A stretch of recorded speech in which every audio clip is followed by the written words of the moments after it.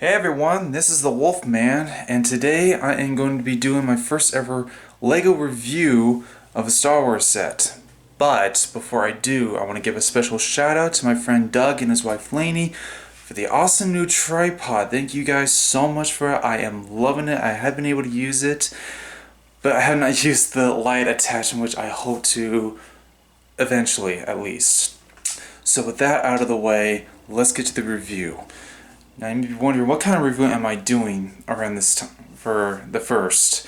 And I'm actually going to be doing a Star Destroyer. What kind of Star Destroyer? They've actually done a lot. And I think this one is going to be pretty much going to be quite the surprise for anyone that's going to be watching this video. So without further ado, but I think if you guys want to take a guess, write down in the comments down below, which I find redundant.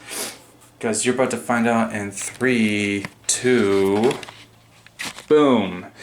Yes, your eyes do not deceive you. This is the UCS Imperial Star Destroyer.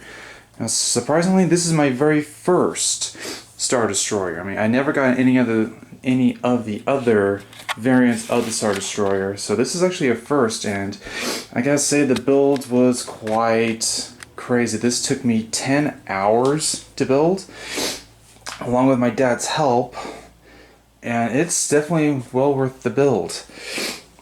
Now, I actually do have the schematics of the size of this starship. I mean, I kept this sucker. It's got the design, it's got the layout of the ship, roughly, mainly the size. But it's definitely a large sucker. It is 43 inches long, 17 inches high, and 26 inches wide. And I don't recall how many pieces it is. If anyone knows, leave a comment down below. Now, as far as the US Ultimate Collector Series set, this one is quite remarkable. I mean, I love the detailing, especially when compared to, say, the bridge up here. I actually do like the detail work, and I actually would do a few changes if I could, or whenever I do. I like the gun turrets here, even though one of them is kind of an odd one. I still like them a lot. They're nicely detailed. They do have 360 degrees. The guns can go up and down, which is a neat touch. And one gun turret I like are these guys. I mean, it's on a ball turret. Pretty neat. I like it a lot. And even the amount of detailing in the section along here, which I really like. And on the underside are the hangers, or mainly one of them anyways. If you recall from A New Hope, the first one, this is where the Tainted 4 was taken. And of course it does include a little TIE fighter, and this is the other smaller hangar bay for other starfighters that they have in the movies. I like the detail work of this, and this does come with this miniature version of the Tainted 4. And if you want to correct me on the name, I don't care, because to me it's the Tainted 4, and I like the design of it.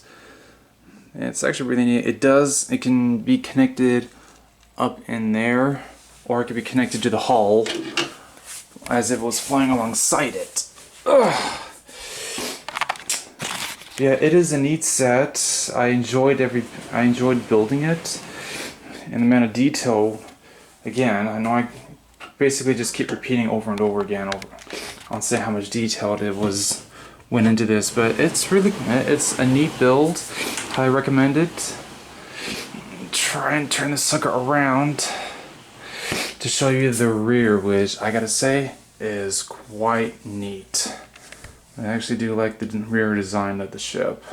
Even the inside of the engine thrusters, quite the neat design, and I gotta hand it to the designers who did design it. I mean, they definitely have the work cut out for them. It's a really neat design.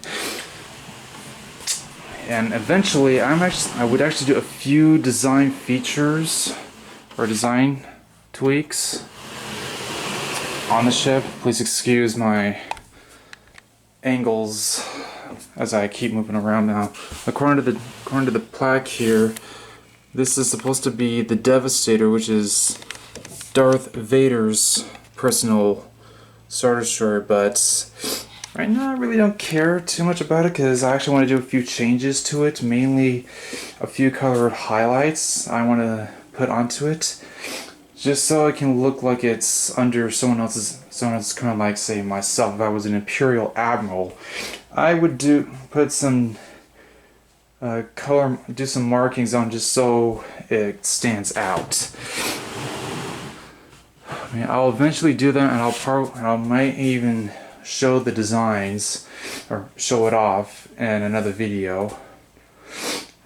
Yeah, I think that's roughly it. I almost can't think of anything else to really talk about it.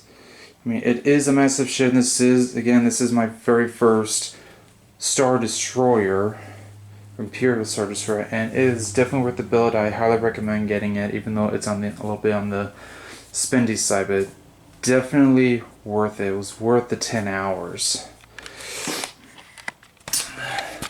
So I believe this marks the end of the first LEGO review. I have a few other ones planned, including MOCs, or my own creations. I have a Lego house I'm going to be doing a review on.